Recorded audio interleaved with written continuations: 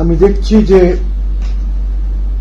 জুলাই সনদ নিয়ে অনেক কন্ট্রোভার্সি করার চেষ্টা করছে অপোজিশন। আমি ব্যক্তিগতভাবে মনে করি যে জুলাই সনদে বাংলাদেশের ম্যাক্সিমাম পলিটিক্যাল পার্টিস ইনভলভ ছিল না। যেমনটি আমার দল বাংলাদেশ মুসলিম লীগকে একবারও ডাকা হয় নাই, আমরা জানি না জুলাই সনদে কি আছে। দ্বিতীয়ত, জাতীয় পার্টিকে একদিন ডাকা হলো, তারপরে তাদেরকে আর ডাকা হয় নাই। 3 নম্বর, আওয়ামী লীগ প্রক্রিয়া থেকে বাইরে রাখা হলো ওদেরকে। তাহলে দেখা যাচ্ছে আরো অনেক দল আছে, জাসদ আছে, ওয়ার্কার্স পার্টি আছে, এদেরকে সবাইকে বাইরে রাখা হলো। তাহলে এই জুলাই সনদ জনগণের সনদ না, এইটা একটি সিলেক্টিভ গোষ্ঠীর সনদ এবং এইটা কোনোভাবে আইনি ব্যাখ্যার মধ্যে এই অর্ডিন্যান্সটা আসবে না, এই জুলাই সনদ আসবে না। জুলাই সনদকে নিয়েও ফ্রড করা হয়েছে।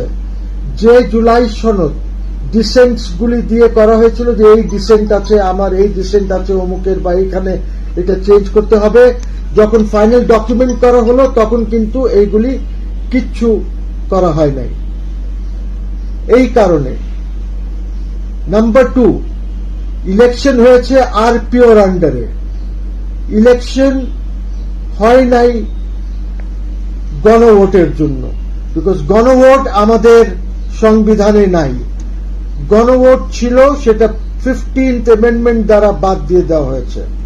আর গণভোটের নিয়মটা কি?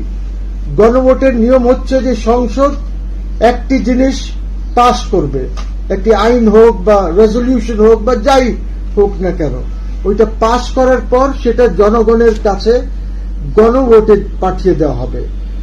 সেখানে প্রশ্নটি খুব সিম্পল থাকে, যেন তারা হ্যাঁ বা না দিতে পারে। এই যে গোলাপি রঙের যে ব্যালট ছিল, যেটাতে গণভোট করা হয়েছে, এই ব্যালটটাই ডিফেক্টিভ ছিল। এই ব্যালটটি একটা প্রতারণা ছিল জনগণের সাথে, কাজী এর কোনো আইনি ভিত্তি নাই। এখন 2/3 মেজরিটি আছে বিএনপির, যে রিফর্মস করা প্রয়োজন দেশ আর জাতির সাথে, সেটা তারা করবে।